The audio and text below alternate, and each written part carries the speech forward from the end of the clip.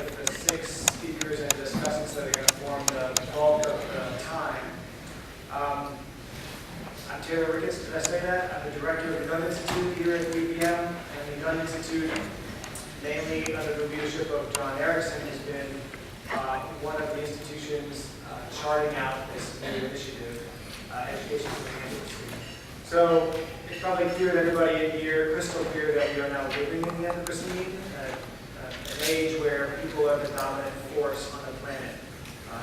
More important to how the planet's changing and how the fates of species, including ours, will shape up than weather or climate or anything maybe short of a meteor or something. It's also clear that this is going to need new ways of thinking, different than the ways of thinking that have been formed when the planet wasn't quite so full of people who were dominated by them. All those economic institutions and economic ways of thinking, as well as the sort of norms and habits that got into living in what some people call an empty world now that we're in a much more full one of people, at least. So ecological economics is a fantastic basis for that, as you all, I'm sure, can imagine. This grounding of economic systems in ecological realities and principles. That grounding is obviously correct. We're still debating what form that takes, and that happens in meetings like this. And it needs to spread much farther than the people in this room, and we're working on that as well. But it also needs to spill out into other disciplines that are related, philosophy and ethics and areas of thought that are in part based on this kind of framing of the economy. And that's, I think, those 2 things I just mentioned are what this initiative is about. One, solidifying sort of a regional model of ecological economics with these institutions that are close-ish to each other, trying to put them together into a coherent hub that is larger than the sum of its parts, and that's McGill and York and Julianne and others nearby like Garver. The second thing is to flow out of that some of the implications of this ecological economics for other areas of thought, again, like ethics and religion and finance. Some of the ones that we haven't been reaching out to so much. So, I gotta say, one of my favorite parts of this initiative as it's being framed out so far is just the basic idea of training a big cohort of future leaders with the graduate degrees to be these leaders in the future and have this transition be one of the things they work on, is capitalism transition. I'm an ecologist, a biologist, and had to learn all this stuff kind of the hard, halting, inefficient way. And I would have loved to have been part of a cohort-based, solidified training effort that brought a lot of graduate students together on these issues, both combining ecology and economics, but also, again, branching out a little bit of that. So, we're excited about it. I personally am. The Godin Institute is behind it.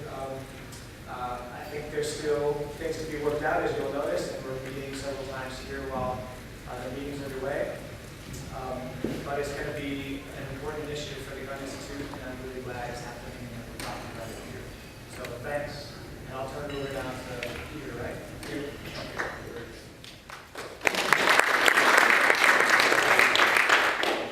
Thank you, John and Julianne, for joining us remotely. I just want to say a couple of things about orienting what we're going to do the rest of the time.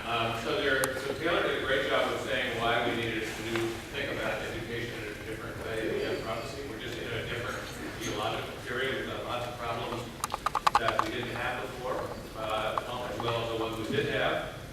And so this initiative grew out of some conversations started quite some time ago now, but with several people, particularly Jeff Garver and a colleague of mine, Nico Soy, who played a very big role. Goes back to my relationship of many years with Peter Victor and Ellie Perkins from New York, and then with extensive conversations with Josh Barley and John Erickson here, and then with Taylor just coming on board here. I think we're really in good shape to go forward. The basis of this program will be on ecological economics, but we're using ecological economics sort of as a crowbar or leverage to open up a number of areas of thought. And these include a series of other disciplines: economics, law, finance, governance, ethics,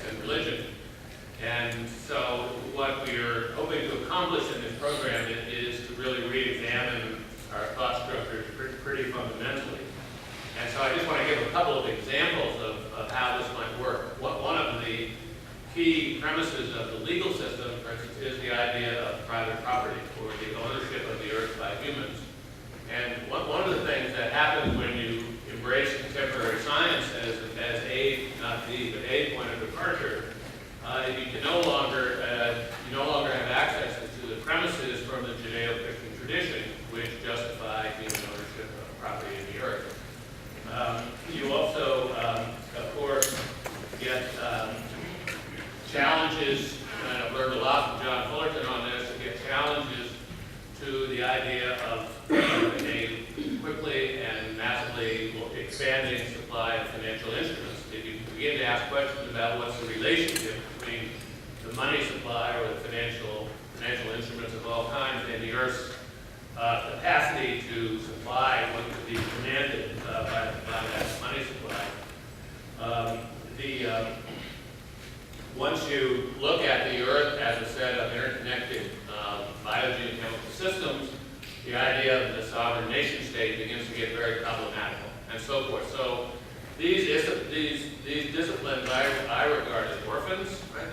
Their parents, their intellectual parents, metaphysical parents have died, but they haven't. Right? They're still taught in most colleges and universities as if they were in some sense true, whereas their empirical premises have been very severely undercut. And I brought along, if anybody's interested in this, a little pamphlet I've written on some of the problems of ethics that's available if you want to talk to me about it later. So the program here is basically to illustrate some of the problematical features of these disciplines. So we have John Fullerton, who is president of the Capital Institute, will talk to us about finance, and Ellie Perkins will be an interrogator or responder to his remarks. And Godin, a colleague from McGill, will speak on law, and Jeff Garver will be the respondent and interrogator for him. And then Julianne Warren from New York University will talk about religion, and I'll be the responder on that. So these will be each maybe 15, 20-minute sort of interactions, and then hopefully some criticism and comments from everyone here about what you've heard and what you think about it. So if you're ready, John.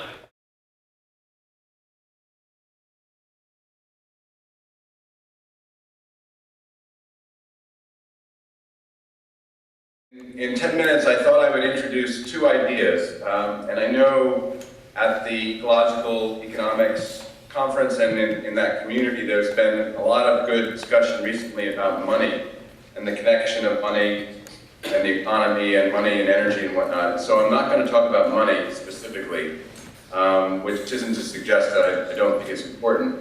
Instead, I'm going to talk about two ideas that may be somewhat fresher in this conversation.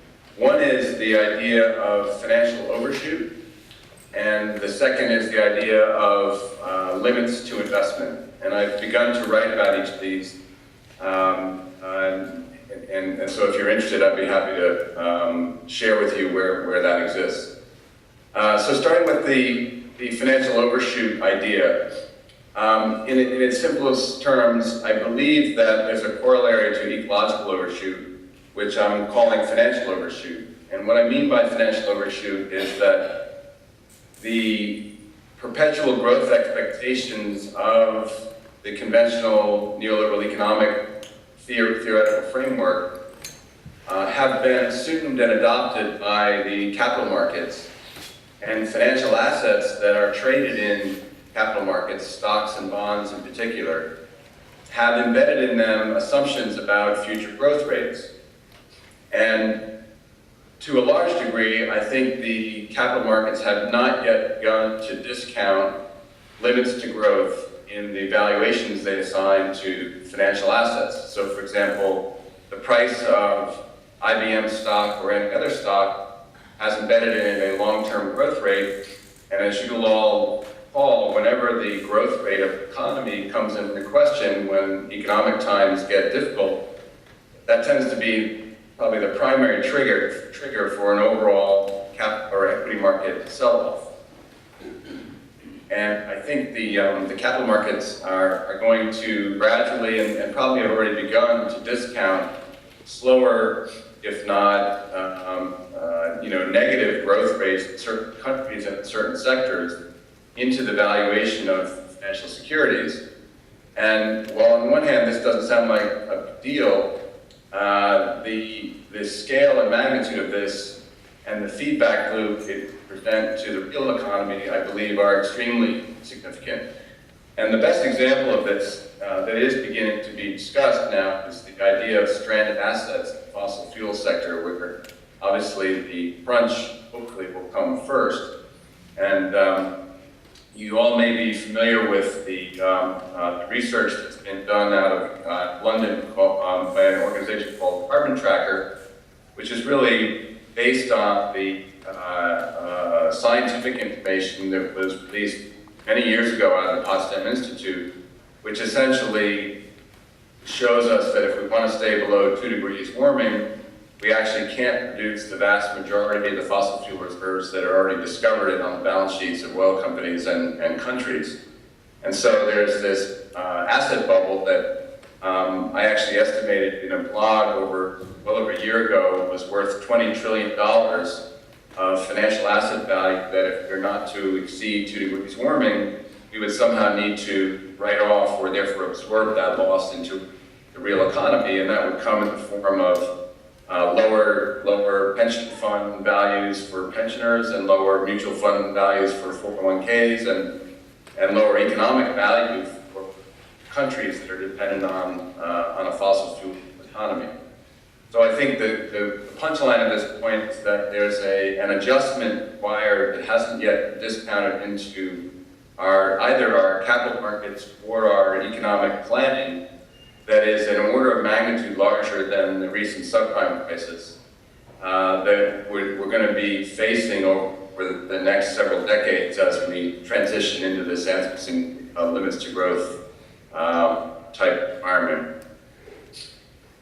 So let me then shift to the second point, just try to keep this concise.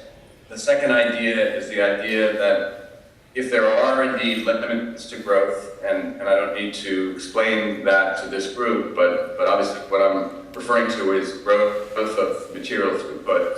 And if decoupling is either not possible or proves to be extremely difficult, then it stands to reason that limits to economic growth imply some limits to real investment. And again, this is separate from the problem of financial speculation in financial instruments. This is limiting real investment, meaning the investment that largely companies and countries do to invest in real assets, whether it's bridges or factories or buildings or what have you. And our capitalist system has never had to grapple with the possibility that we need to make choices, both qualitative and quantitative, about how and where we invest. In fact, investment is seen as an absolute positive with no reservations, and a lot of what public policy is about is trying to encourage investment. And yet, if there are limits to growth and finite boundaries, then how we invest and the aggregate scale of the capital base in the global economy becomes another variable we need to think about managing along with the ecological or natural capitalist stocks. And again, I've written about this recently. There's a paper that TELUS is circulating and will be published soon on this idea of limits to investment for those that are interested to explore it further. Maybe I'll leave it at that, Peter? Great. Thank you very much. So I'm going to move out of the camera, Ellie's going to move in, and you guys have a dialogue. Hi, John. We haven't had a chance to meet in person, and I hope we will someday before too long. I have a fairly different take than you. I mean, I think they're parallel and congruent, but really different about how education needs to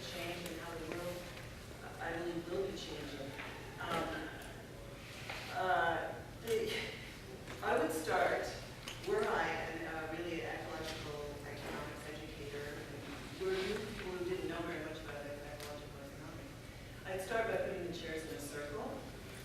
And I would start by asking us to go around and share our views about what is happening in the world and what kind of economics, if indeed it is to be called economics, we think is appropriate. I believe that economics has always been subservient to political economy. And I think that the limits to growth are not really up to economists to theorize. I believe that the growth patterns that we have been seeing are already slowing, and they will stop for political reasons, not for economic reasons. And you can see the beginnings of that happening. And the reason is that people in the world who don't have dollars and therefore votes in the economy are realizing that they do in fact still have rights and a need for subsistence and a voice. And we in academia need to listen to those people. We need to be paying attention to their expertise, because those are the people who know how climate change really impacts on people's lives. Those of us who are rich are protected, but people who are poor are the ones whose houses wash away when there's an extreme weather or a flood. And this is now. This is in our I was in economics grad school in the 80s, and I remember those diagrams with, quantity and price and quantity, and no limit. Doesn't have a limit, right? It could go on forever. And that is what we are here to talk about, the problems with. But I think we really need to change our education system to include more people who are outside academia who really know more than we who have been miseducated as economists do. There are so many things wrong with using an economic system to try to figure out what to do in the world. The prices don't really represent value. The right statistics that you need to make decisions aren't being gathered. The governments are laying off, at least in Canada, they're firing the public servants who want to try to get better data. We're rudderless. And hope is not lost, because things are happening at the grassroots that are very, I think, are hopeful. People are talking with each other about the kind of world they want to see. And they're starting to take to the streets and also take to the kitchen tables to figure out how to put it into place, how to make it happen. And I include all kinds of local economy restructuring, from community gardens to green community development that creates jobs out of all of the work-intensive transformations that need to take place to make our world more sustainable. There are lots and lots of examples of people doing climate change response and transforming economies, even in the rich countries, especially in the poor countries. I don't want to go over my time, and I do want to have a dialogue with John about this. Well, respond to his 2 points, because he is his financial overshoot point and limits to investment.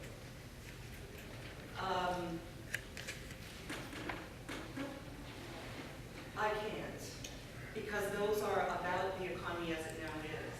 And I'm talking about a political economy as it should be. Private property is a problem. We have to figure out how to manage conflicts, how to listen to each other and govern things that are too big and too important to chop up and sell, like aquifers, like the Earth's atmosphere, like the oceans, like the topsoils in continents. There are ways that people have evolved to manage those things at small and medium and large scales. And a lot of those ways have been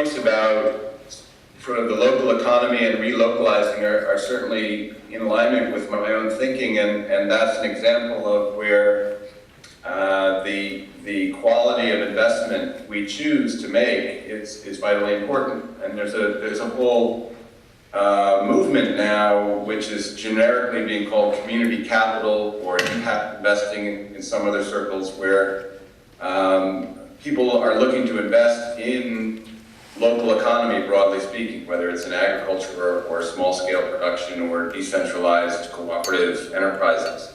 And I think that's a perfect example of the choices we're going to need to make, and hopefully will make, as opposed to money just flowing into the stock market, broadly speaking, often passively and often in index funds, which is a bet on the perpetual growth of the exponentially expanding economy, and it's a bet that I think many people haven't really begun to think about. And the reason why I think it's important is that if you're right and the global capital markets wither away or however they move forward, there's a powerful feedback loop, because we're all now invested in that economy, or our 401ks, to the extent we have investments, our 401k plans, our pension plans are invested in them. And so I raise it not as a argument in favor of it, but rather a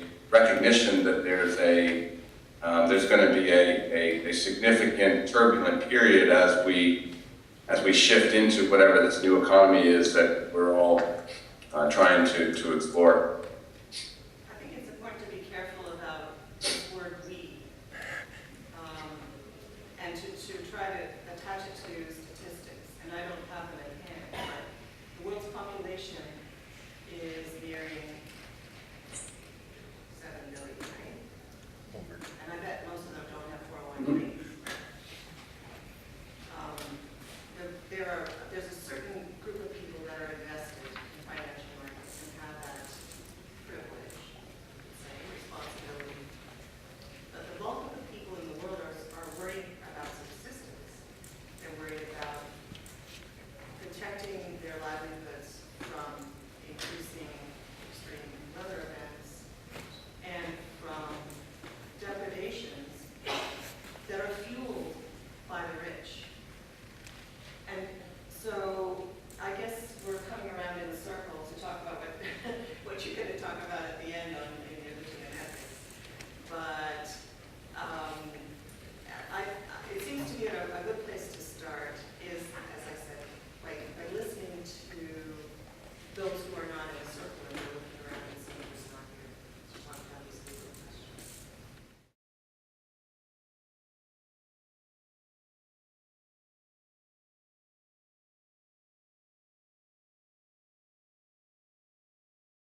I come to this as a practicing lawyer and as a adjunct professor of civil law at the law faculty in Montreal. And these are my own personal views, things that I've been thinking about over the years, being at once in practice and teaching. So these are just some thoughts that I put together and that are very much alive. It's becoming more and more pressing.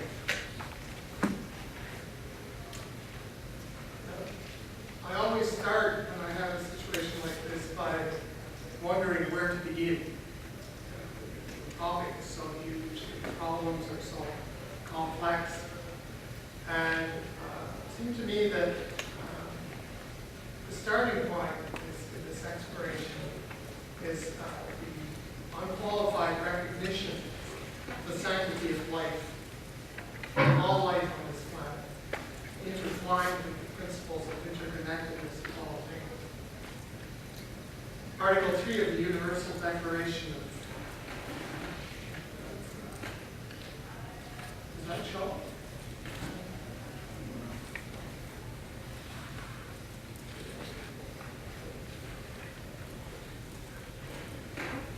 Article 3 of the Universal Declaration of Human Rights makes the point purity of the person. And the principle of interconnectedness is sometimes expressed as everything is interconnected. Everything affects everything else. Everything that is there is because other things are. And the first principle of the Earth Charter brings these two together. Article 1, Earth respects life in all its diversity. Recognize that all beings are interconnected and every form of life has value regardless of its worth to human beings.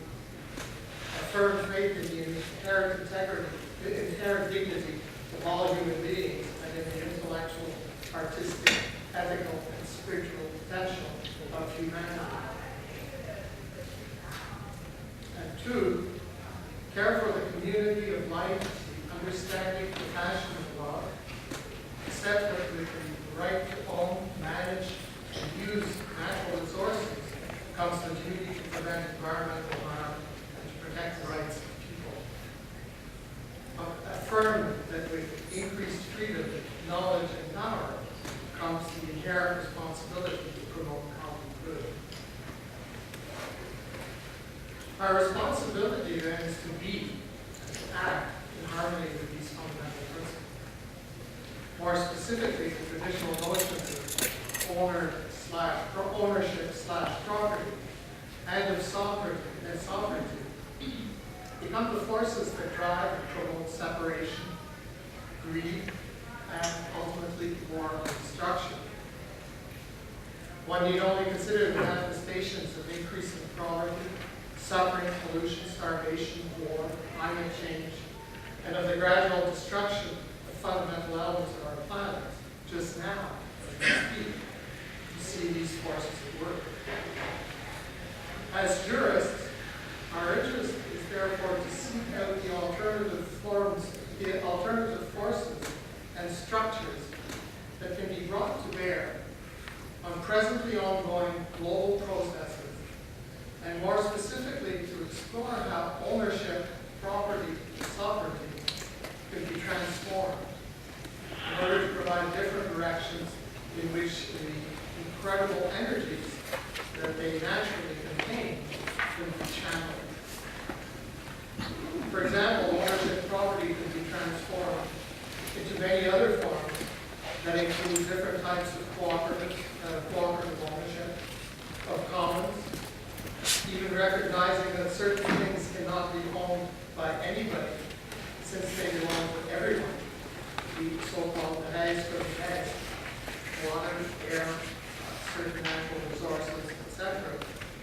Forms that can be structured in such a way as to maintain a balance between the rights and responsibility.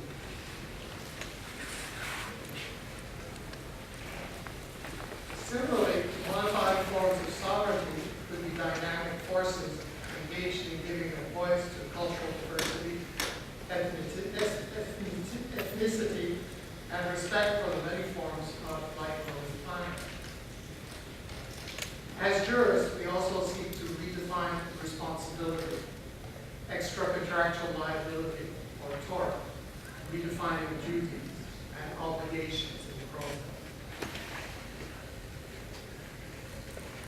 Two examples can be given.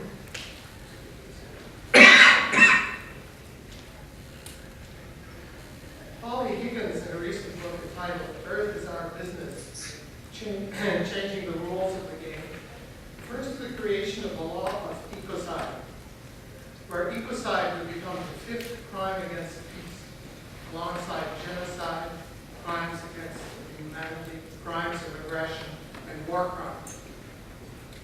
And ecocide is defined as follows. Ecocide is the extensive damage to destruction of or loss of ecosystems in a given territory, whether by human agency or other causes, to such extent that peaceful enjoyment by the inhabitants has been severely diminished, and or peaceful enjoyment by the inhabitants of another territory has been adversely diminished.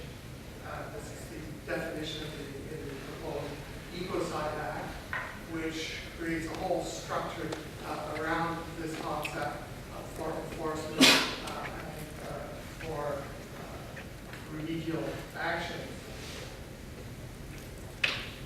Another example is given by Margaret Kelly in ownership, in Owning Our Future, the Emerging Ownership Revolution, Journeys to a Generative Economy, suggests an approach to the redefinition of ownership property through a process whereby the producers and labor are reunited with the owners, distinguishing between extractive ownership and generative ownership. And her whole book is actually built around this distinction.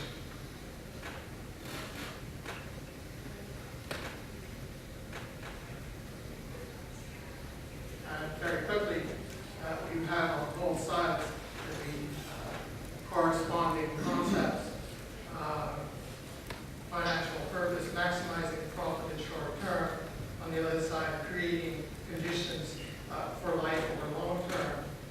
Ownership is disconnected from life of enterprise, ownership in human hands. Control by capital markets on autopilot. Control of those dedicated to social mission. Capital is master, capital is friend. Trading focused solely on price and profits, and collective support for ecological and social norms. And actually, she develops a whole series of examples that are extremely interesting, the way this balance between extractive and generative can make a complete difference in the society of the group.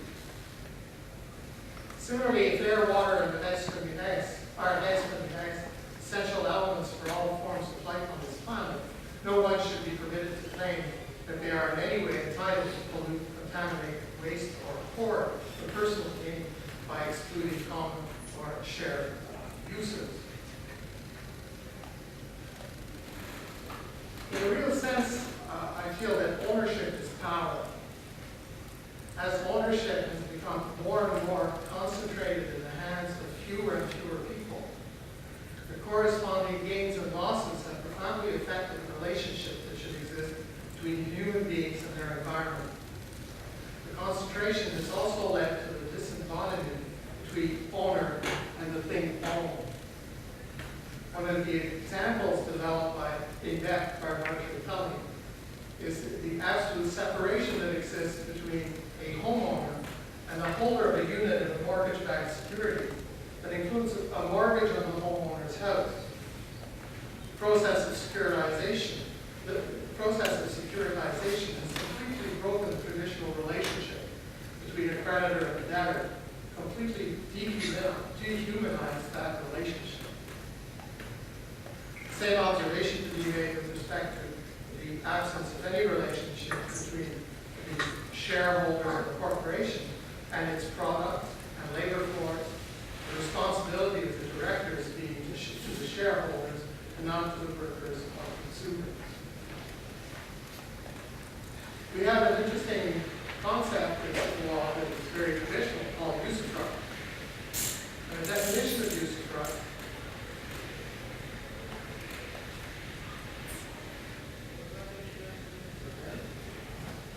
So you still have your extractive versus generative.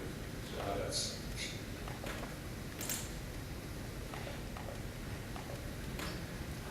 also Yeah, okay. Well, just the definition is interesting. Usufruct is the right of use, enjoyment, for a certain time, of property owned by another, as one's own, and this is the important aspect, subject to the obligation of preserving the substance. That is key to this notion of usufruct. And there's a corresponding article that says a usufructuary who makes misuse of enjoyment, who commits waste on the property, who allows it to depreciate, or who in any manner endangers the rights of their owner, may declare to have forfeited his right. This is a traditional notion in civil law. Usufruct was used to transfer the estates from one generation to another, and it has remained very fundamental to the system of civil law. I wanted to quickly mention the importance of teaching as one of the elements that will bring us forward.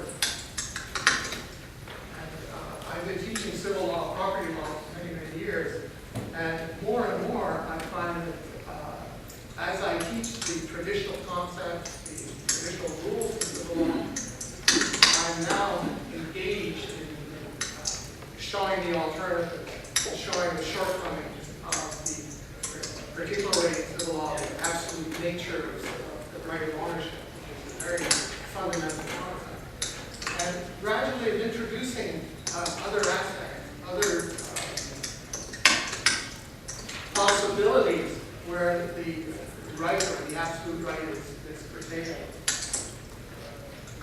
And I think that teaching is probably one of the most important elements that can help us move this forward as we go and attempt to make this change that we all feel is so important.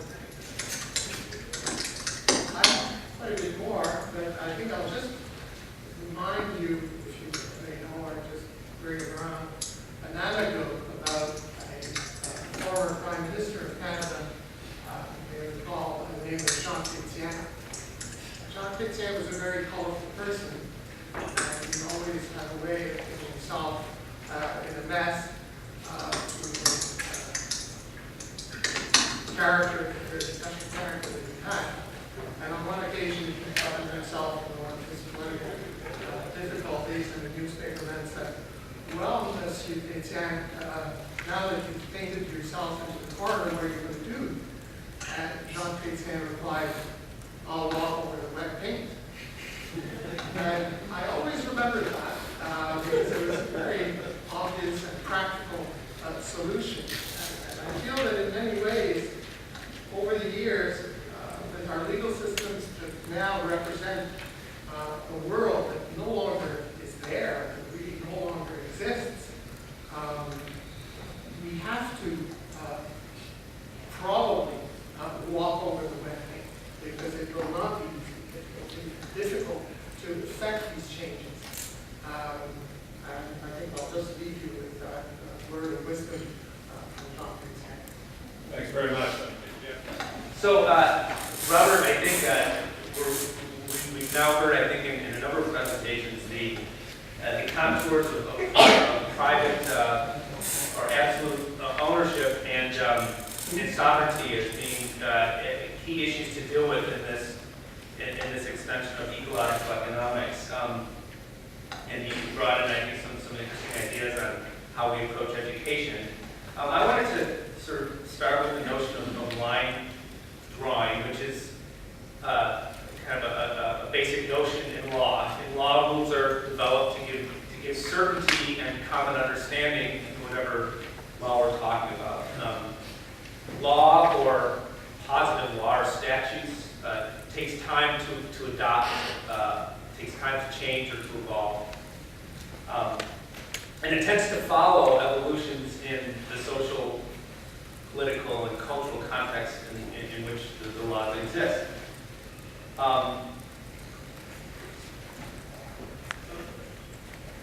But the fact is that rules have been developed that restrict the scope of absolute ownership, as Robert noted, and of sovereignty. So, for example, in Europe, a supranational structure with supremacy in certain areas has emerged, and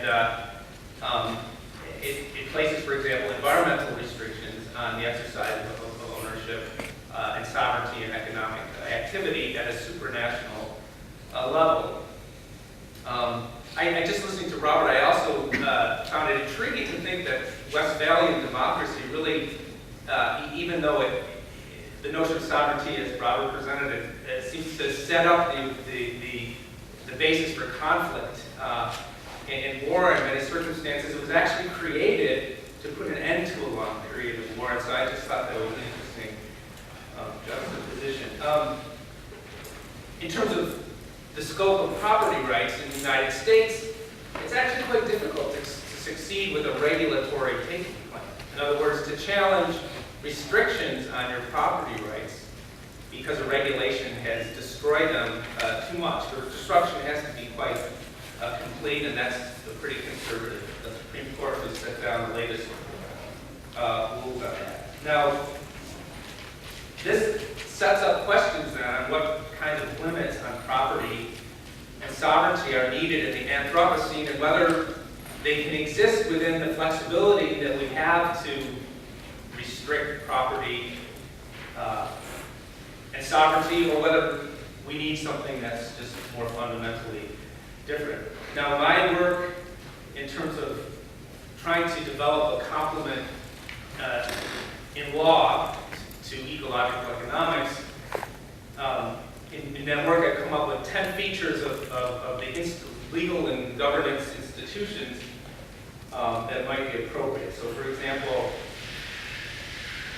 one feature would be that human membership. Humans have to be seen as having membership within a wider commonwealth of life. The ecological limits within the human enterprise need to have primacy in the law. This approach to law needs to be integrated in all areas of the law and not be as contemporary environmental law is a kind of a sideshow or a boutique area of the law. It has to be integrated into the laws that govern finance and so on. We need a radical reduction of material energy and energy throughput in the economy, and the law and its institutions should be working towards that. The notion of subsidiarity, which is a core notion in Europe that allows laws to be adopted at a supranational level, if that's the most appropriate level at which whatever problem the law is addressing needs to be addressed. We need a lot of different kinds and more research and development on figuring out what the ecological limits are and what drives the pressures on them. Notions of precautionary principle are fundamental to this approach. And this is what I think maybe the most difficult thing with law, is building in to the law adaptability, because law tends to be slow-moving and seek certainty, to build in adaptability as we learn more about what it takes to live within the Earth's needs. So in Robert's paper that he shared with me in advance, he referred to the need to make clear that there's no entitlement within property rights to pollute or contaminate or to waste or hoard. But we already have many such restrictions. So one question would be, what is the basis for new restrictions that would be needed? Taking into account perhaps the set of criteria I laid out. And I also wonder if there are additional criteria in a notion of law that would be compatible with ecological economics that I didn't list. So that's the first set of questions. About the time constraints. Okay.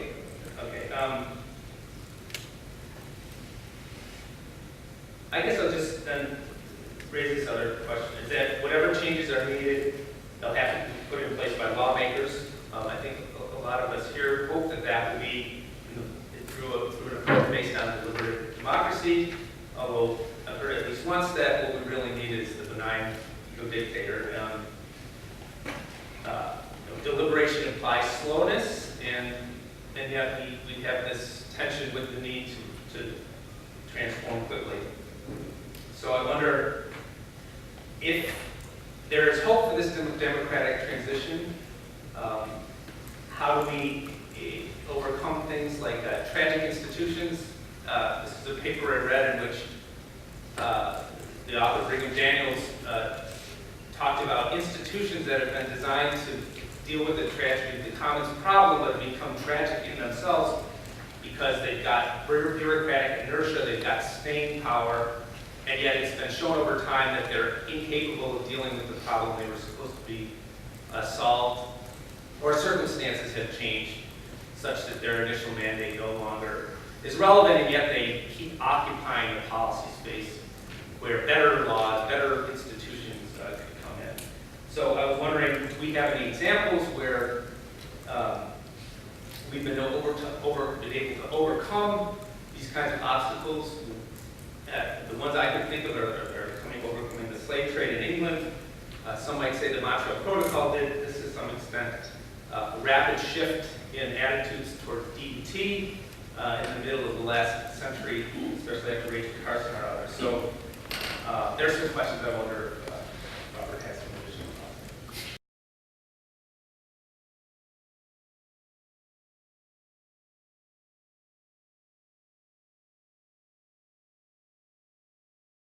Yeah, can you see and hear me now? Good. Good. Great. So the question that Peter and I talked about was how do religion and ethics need to be rethought and taught to meet the challenges of that Anthropocene? So the Anthropocene, right, the human-dominated geological epoch that's the Holocene, or supplementing it, that Paul Perkins outlined in 2002. But if we go back to the 1920s, with Pierre Teilhard de Chardin and Vladimir Vernadsky, they used this word and concept, the noosphere, when they were talking about evolution, increasing consciousness on Earth, and enlarging the world of thought. So our brain power was having a growing role in shaping the world of the future. And then if you come up to the 1980s to 1989, when Bill McKibben wrote The End of Nature, book, comprehensive book bringing climate change to the public's attention, he was suggesting that there was so much of humans that there wasn't anything else. I don't think he meant that humans are part of nature, rather what the Czech author Milan Kundera calls a terminal paradox. When one thing dominates, you end up with it dying of its own too much. And so humans in dominating Earth had ended nature and were, in a sense, ending themselves. He said the rain bore a brand, it was a steer, not a deer. And then bringing that up to 2011 and his more recent book, Earth, in which he proposes the entire planet is so altered it actually needs to have a new name. So we have not only a human-dominated epic in time, but in a human-dominated place, a planet. So what does that mean for religion during this time? And I'm going to use the definition of Mary Evelyn Tucker and John Grimm at Yale. They're authors of a wonderful book that I'd love to recommend and film an educational series called Journey of the Universe. And they've edited a series of volumes on religion and ecology through Harvard. But they define religion in terms of world religions, not just in terms of Abrahamic ones, as a recognition that there's something beyond the human that cannot be named or defined fully, yet causes us to value life both in its material constituents and in its living expressions. So here's the idea that religion is recognizing something that's beyond the human, and that it gives rise to an ethos and to the requirement of acting on that. But here we are in the Anthropocene where we're talking about how humans have ended things that are beyond ourselves. So does that mean that religion has ended in this time and in this place? Well, I don't think so. Earth, for one thing, is not all that there is. The stars, for as long as humanity can remember, have reminded humans that there's something beyond us. And science has, in a way, you could argue, perhaps replaced religion in terms of defining our understanding of the natural world, and has tried to explain and name this something that's beyond, or at least find a relationship with it. So I think it's important to talk about science in relation to religion during this time of the Anthropocene. Science arose, interestingly, over the past few centuries, amidst and alongside, for example, a worldview of deterministic materialism that saw everything as made up of matter that could be known and had no will or subjectivity, and therefore we could basically learn about nature and control it. alongside humanism and individualism and all sorts of forces that were alienating in many ways, and that catapulted humans into this dominating position. And that's what, there have always been, of course, other perspectives, but that is what has come to prevail and empowered selfish greed and even alienated charity by limiting our generosity and moral consideration only to humans and not even all of them. So here we have this economy and how we conduct our exchanges and participate in them operating on the basis of this worldview that science also emerged out of. And again, we come to that terminal paradox where the question perhaps isn't has religion ended, but has our economy as we've known it ended. And where do we go from here? So I want to talk about two paradoxes that are hopefully that are open-ended, not terminal ones, that science has helped us to understand in relation to religion in this time. And I want to quote Francis Bacon from the 17th century, one of the people that was eminent in determining the methods of science that we use today. His idea was to torture nature, right? To make her reveal her secrets. But one of the secrets that nature has revealed is that she's going to keep some secrets. So whether we're talking, about the sheer vastness of the universe that contains, we now know, over 100 billion galaxies and has unfolded over 13.7 billion years. But even were we to explore all that vastness, there are events that don't leave evidences of themselves. There's chaos that makes it so that the universe is actually, that uncertainty and unpredictability is actually built into the universe. There's the choice and willfulness of forms, including humans, and then there's the possibility that something unnameable actually exists. So I would argue that science hasn't foreclosed religion, but maybe has even deepened our appreciation of mystery, of that which is beyond humans and is unnameable. And then another paradox, so that's the paradox of secrets, the paradox of bounds. And again, I'm going to call on Francis Bacon, who says in his New Atlantis, the end of our foundation, that is, of scientific inquiry, the goal of it is the knowledge of causes and secret motions of things, and the enlarging of the bounds of human empire to the effecting of all things possible. But it turns out science has helped us paradoxically to realize that the bounds are so beyond the capacity of humans to comprehend that the affecting of all things possible for empire has had unintended and unwanted consequences. In fact, the very worldview out of which this vision emerged was largely mistaken. And so we rubbed against nature and have not subdued her. It turns out science that came out of this alienating perspective is teaching us that we are embedded in an evolving, self-organizing cosmos of nested patterns where on Earth, the trend towards increasing complexity has resulted in increasing biodiversity and fertility. And so the other part of religion, as Tucker and Grimm define it, in addition to mystery, but what it means to value life has been transformed by what science itself has recently taught us, that individuals are not separable from wholes and from their communities. So these two key aspects of religion, mystery and the value of life, have been shaped by science, but not diminished by them. I guess I would just say that I think science and religion today are meeting in mystery, awe, and wonder, and they're also meeting in grief, fear, and responsibility. So what does science have to offer to religion when you bring them together? It is empowering potentially to religion to express the value of life and to live out that ethos skillfully as beings that are in an evolving, interconnected, that are embedded in an evolving, interconnected world and universe. And science models that real world and helps ground truth of the human imagination in ways that potentially re-enchant our imaginations by deepening our awareness of mystery, the things that we actually can't know.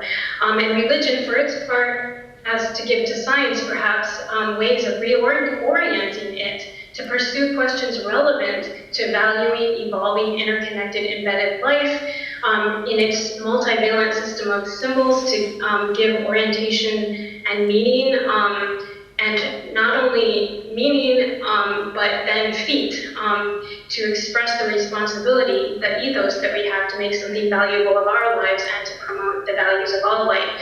And if you bring that together, I think there's the potential for explosive, much more skillful action on behalf of life. Life ways may new ones come out of skillful compassion that promote land health, and I think also make clear that the present economy is untenable. And I could happily bring in the humanities to this mix as well. And but I think I'll stop for there.